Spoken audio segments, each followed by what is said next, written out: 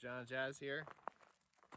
Another round of Walk Your Talk. Welcome to October. October. It's the first one. First day of October, everybody. You can feel it in the air. Maybe y'all had your homecoming. We did this past weekend, or you have a parents' weekend coming up. We hope you have a great time. And we're going to talk about today routine, ritual, and how it supports study. Yeah, come and walk with us.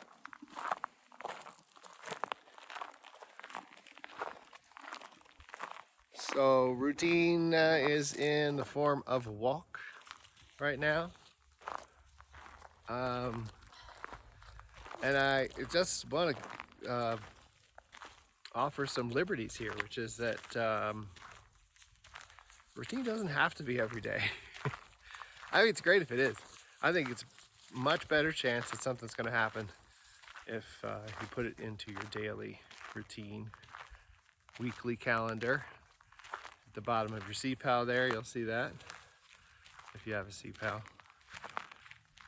But routine is something that supports us in starting, following through, sticking with it, and seeing things all the way to completion. Now, as you may know, we follow a circulation of themes throughout each semester. And a powerful theme right now as we start October and as the rigor of our academic coursework increases, I want to present the question to our students, our young people, is that if someone asked you, whether it was a younger cousin or maybe it was just a game show question, how do you study? How do you study? What are the behaviors in which you engage when you are studying? What would it look like if someone peeked in the room while you were studying? What would they see you doing? And they would say, "Wow, Jimmy, you were very good at studying. I can see that your strategies and tools are effective for you." That is a conversation for the next 2 weeks for us to be having with our young people. Asking questions about what they know about effective study. Morning. Study might be informed by past performance. So let's just start there. Encourage our coaches and our young people and our parents. And I don't mean to overcomplicate things. I'm just simply asking us to consider what's my past assessment performance look like? Am I good at tests? They stress me out? Do I worry about them? Do they tend to sneak up on me? Do I not know about them? Find out the night before? Something that you attempt to plan for maybe, and still just somehow it always seems like the night before, the morning of. And parents, how do you hold the stress? Right? How does that happen for you? It's a good way to look back and say, wow, yeah, there's a pattern here, and it looks like this, and I'm wondering how we can do this differently. So over the next couple of days, we're going to be talking about ways that we can approach things differently. And if it's okay with you, I'd love for you to be okay with the word ritual. It's not just routine. There's an actual practice. Their behaviors are codified. You'll hear us talk about ritualizing study and how we enter the study time, what happens during, and then how we exit the study time. You can think about it in chunks like that. Then you have some, say, access point to creating your own ritual, right? When it comes to, this is what I do to get started. And it will help that initiative, it will help your follow through, and it will help that establishing, this is enough, I can end now, right? So the completion of a study time. So parents, tell me, when your young person says, I need to go do homework, or I need to go study, I'm gonna go study, and they're going for like 3 hours in their room, and maybe you pop your head in, maybe you don't. I have a story about that from a recent parent we've been working with, and then they come out later, right? They're hungry, or they're tired, or they're grumpy, or maybe it was a success for that time, right? It's on the continuum. But it's kind of unpredictable. Or maybe it's very predictable in your household where study happens, they come out, the test doesn't go well the next day, and you're not sure what to do about it, right? Recently, a parent whose young person, early high school student, we started to observe this. What is going on, and how can we make it more reliable, understandable for the parent and the student to understand, well, this is what we want to accomplish here, this is the plan, right? And these are our check-ins during this time. Because it just seemed like a long time of, okay, go for it, go do it, and I'm gonna go do my work, and you're gonna go do your homework. And then when you get back together again, or when you pop your head in, it didn't work. So for this family, the mom would establish a plan with the student. They started to write it down together on a whiteboard, or you can write it in a notebook or in a text, like a group message or something to each other. And that was a difference. So they entered the study time by the student saying what they were going to focus on, right? They might have referenced a tool or a school portal or a planner, something like that, but the student had their priorities, and then and that was written down so it could be referenced. Next level that happened during this process of figuring out how to make this study time better, because there was breakdowns when mom would come and poke her head in and say, and take a look and have a quick assessment and say, what's going on here, right? Because maybe the student was reading a novel that they like, or they were on their phone scrolling, or they were doing art or something, and that wasn't actually part of the plan. So then there was a friction, a tension that happened, kind of a breakdown. They might get back into, focus time and go their separate ways, but a lot of times it just ended up into breakdown and a lot of time lost. So what we started to do was, instead of random, mom pops her head in, these were scheduled times. And we also figured out with the young person that they had a really difficult time getting started, even though they had a plan, right? So they added in, a beverage that they liked to get started, like that was something that they did. They looked at their plan, and mom checked in 20 minutes rather than like an hour and a half later. What's a good beverage for teens? Oh, good beverage for teens. Yerba mate is awesome. Sparkling water is great. Arizona teas, high sugar, but we do use a lot of glucose. Our brain needs glucose, so at that time it could be very good. Make your own. Yeah, make your own iced tea. Little caffeine's great. I don't do caffeine, but my young person likes it from time to time. These energy drinks, I wouldn't recommend. The energy drinks, the stuff that is being advertised to our teens, and even our young adults, they just have way high levels of caffeine, artificial sweeteners, or high levels of sugar. We're talking over 25 grams of sugar in a can. We're afraid of monsters. Yeah, monsters. They're scary. What are those called? Rock stars or whatever. Not the best, but you can make your own, or you can get better quality. Protein is really great when you enter study. So that's a great way to do that. Half sandwich.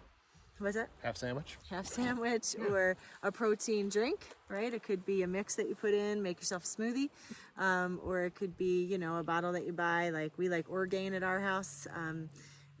You can get it at Costco, and get it in bulk. Yeah. I didn't know this could be a product. Lots of tips. Product tips here. We do not endorse these things, but we do like them. All right. Well, let's walk.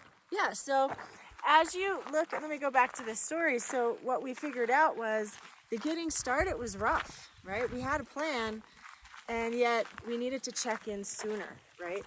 And what we also started to doing was the young person would come out and actually check in with the parent. That really helped take the tension off of mom comes to me kind of thing, okay? There's different ways that you can establish how you check in. That's for another time, but just get together, right? So we're talking about entering study. How do you do that? What's it feel like? Have you done it before? Can you establish, come back? Can you establish what works for you, right?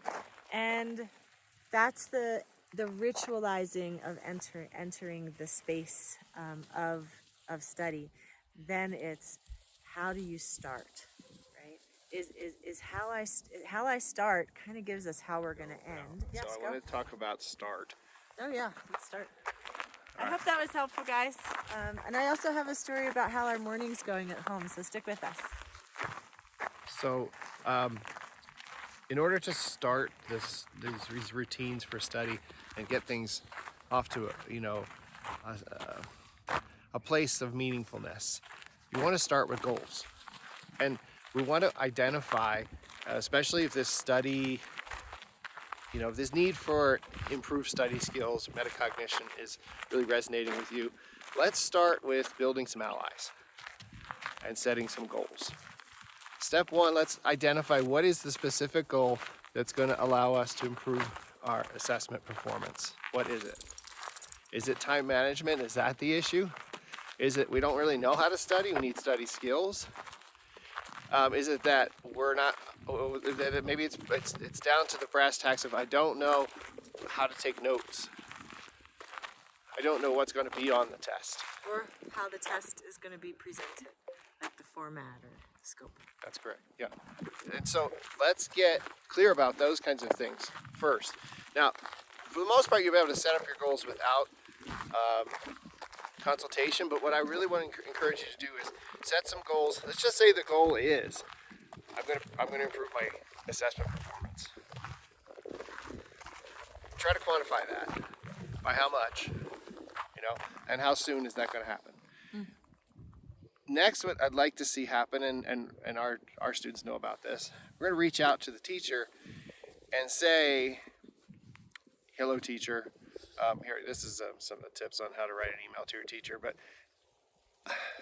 This is a great resource Mike's talking about. you'll want to build an alliance with the teacher and choose the courses that are relevant to this goal, right? You're not going to choose a course where testing is not really an issue.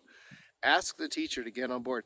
Hey teacher, this is Jimmy, hope you're doing well. I know your time's limited. I always like to acknowledge the fact that our teacher's time is limited. I wanted to share with you that my goal this semester is to improve my test performance, to do better on tests and quizzes. I want to share that with you, and I would love for us to have a time to talk really soon about ways that I could perform better. Asking really clear questions in a setting like that, like what is it that your A performing students do that I might not be doing? And can you help me understand what Jazz was saying before, the scope and the format of the testing? Can you help me understand the way that you set up your course and the materials that are available in a way that you feel is really user-friendly and I might be missing something?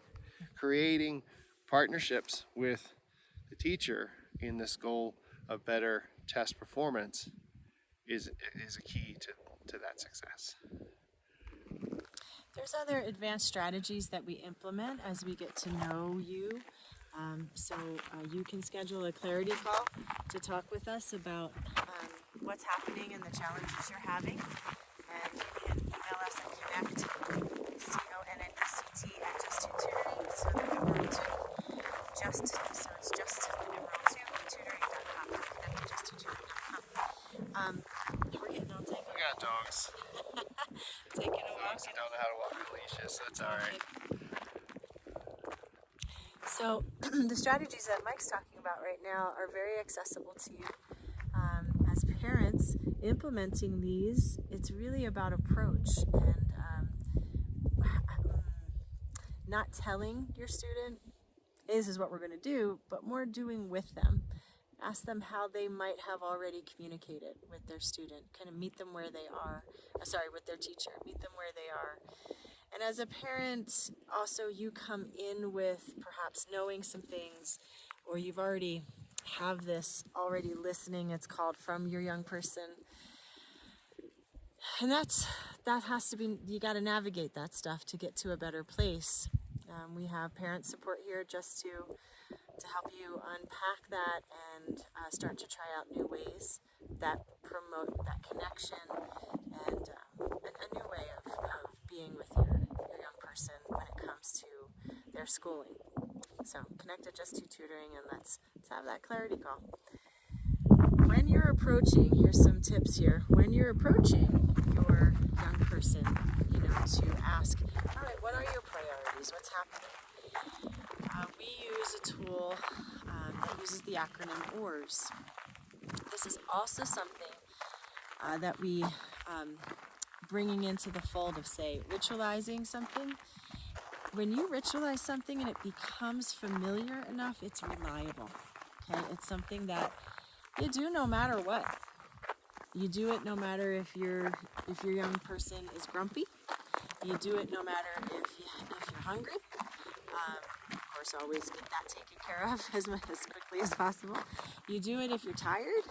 It's reliable, right? And that's what ritualizing the study routine is helpful, because as you're on this production line in a semester, it's very reliable that you're going to have, not reliable, it's predictable that you're going to have an assessment coming up. So setting it up ahead of time, like this is what I'm doing, 10 days before, 9 days before, 8 days, 5 days, 3 days, the day before, right? So when you approach your young person about something new or something you want to find out, OARS. So you're open-minded as a parent, and then you Can you apply OARS to the question, when's your next test? when's your next test? Yes. So O stands for being open-minded and asking open-ended questions, right? And so you're not wanting to find out why. What you're wanting to find out is, what do they know, and how are they going to handle it, or what's the next step. So when it comes to when's your next test, you can meet them where they are. How are things going with your testing in that class?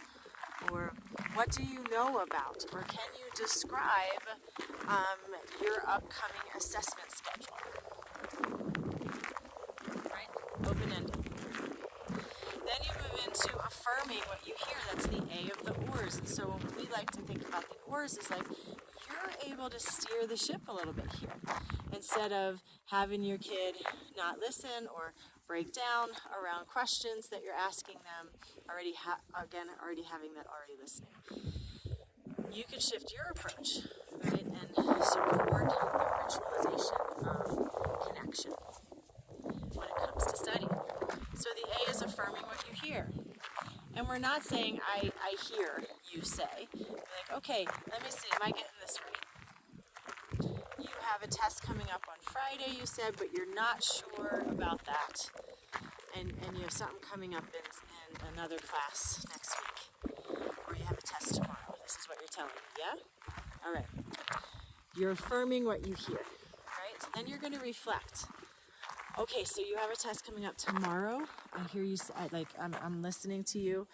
Say that, and what do you need to find out about that? Let's work on this together to help you know what your steps are going forward, or how are you going to approach that? When I have a deadline that's coming up, I carve out some time. Would you like help carving out some time? I know you're really busy. Would you like me to help you with an email to your teacher? There you go. So we're moving into the S, which is summarizing, right? And so you reflect. So then we go back, open-ended, open-minded, affirm, reflect what you're hearing. Okay, you thought about this. That's great. when I have a deadline, you know, I carve out some time. Have you been able to do that? Would you like help with that? How about I make you a sandwich and then, you know, you can get started on your focus. How much time would you like for that? So now you're getting into parenting the executive functions. Then you summarize it. Okay, great. So we've talked about that. Is there anything that might get in the way of you being able to handle this? Like, do you have your materials for this? Do we need to collect them? Do you got to check in with a friend? Do you need to go outside and, you know, throw the ball or take a bike ride, you know, and then reset and get started? How much time might this take? So these are different ways for you to support time management, planning, execution, inhibition, and that whole metacognitive process of, okay, how am I going to move through this to completion? So OARS, right? You want that as a tool. We have that phrasing all written out for you. Connect at justtwotutoring.com. All right. So that was good. Yeah. Did we get what you wanted to hear Is there? that bug still there? That bug was still there. That must have been so distracting There's for a our bug. viewers. I mean, funny stuff. So ritualize how you move into approaching your young person about study, and then help them establish how they get started, and parent the executive functions of those steps forward. These strategies work for students who have focus challenges, who have learning challenges, who are reluctant, who are stressed and anxious about tests, who are high achieving in that they're doing sports, multiple sports sometimes, and have AP classes, right? So we are here to help you parents, to help your young people be able to calm down the stressors, know themselves better, help you parent those executive functions that are developing right now, that are expected of them, and enter into a more reliable way to study to get more reliable results together. That sound good? Yeah. That sounds good. Sounds good. It's a practice. So when Mike says ritualize what you're doing, or find what brings you into, helps you through, and helps you also know that's enough. That feeling of satisfaction lives inside ritual. It's something that is reliable to you. So as you practice this, start practicing it when you don't need it, when the heat's not turned up. It could be simply around, you know, making dinner together, or, well, what else? What else comes up for you that's a little simpler than perhaps talking about the upcoming test? Start to practice it then, so that you can rely on it when you need it. It's so beautiful here today. I'm going to have you take a look at the mountains we're looking at. There's some beautiful golden spots up there, up on the peak-to-peak area, and Golden Gate State Park. We are peaking for sure in terms of our leafing time. This might be it this weekend, next weekend. All right, so I promised a story. And actually, it really happened because Mike asked a question of our daughter. So here we are. We had off yesterday from school for an teacher in-service day. We had a big homecoming weekend. Mom was here, dance, It's one of those Tuesdays that feels like a Monday. Yeah, it's one of those Tuesdays. It actually feels like a Thursday to me. It's like the end of the week already. But we had a really fun weekend, and the high school JV team, volleyball team, and varsity team won the games. And it was neck and neck, and it was an intense, exciting game. I'll put some pictures. A bunch of games. So it was a big weekend. We also had a big farmer's market that my daughter and I help run here in our town. So What we have is coming out of all of that, we had a day off on Monday. Just got to have friend time, boyfriend time, all that. So here we are waking up Tuesday morning. And this probably happens in your household too after a pretty big weekend. Is wow, getting going, right? So a little bit of a late wake up, and definitely some prompting. But the prompts have become more of a question, like, okay, how's it going? Where are we? And how can I help? Less of frustration and why are you not? And that leads to breakdowns and tension. So we've moved much more into the more, say, proactive with a simple question and a connection in. And that's been very, very helpful. If you want any help with that, let me know and we can start to redesign your mornings. But when it comes to, and that's all about executive function and support and connection. So back to the story. So our daughter comes down, is still upstairs, and it's eking towards that gotta leave time.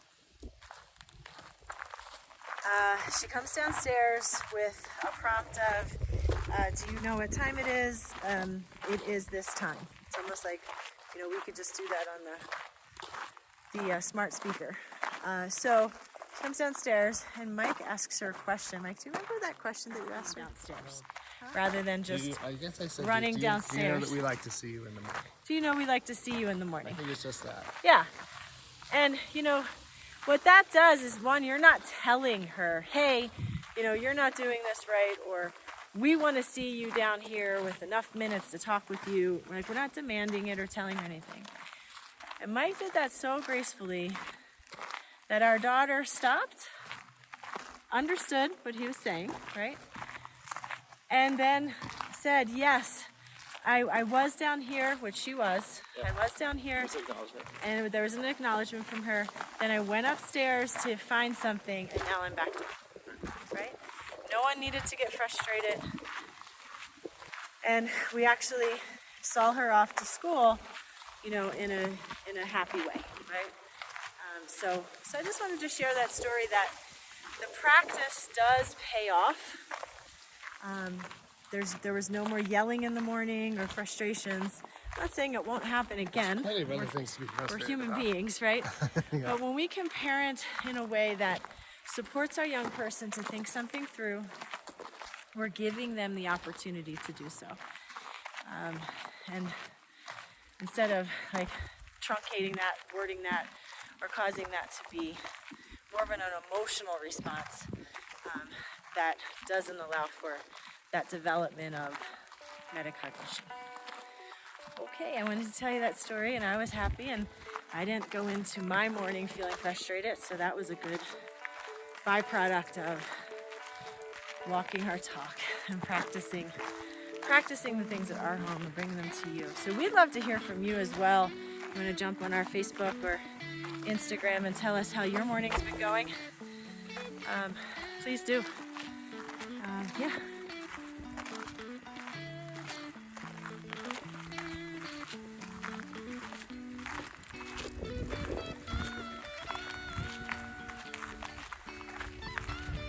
So parents, be well. Try some things out. Let us know how it's going. And we're Jazz and Michael John from Just Two Tutoring. Talk soon. Bye.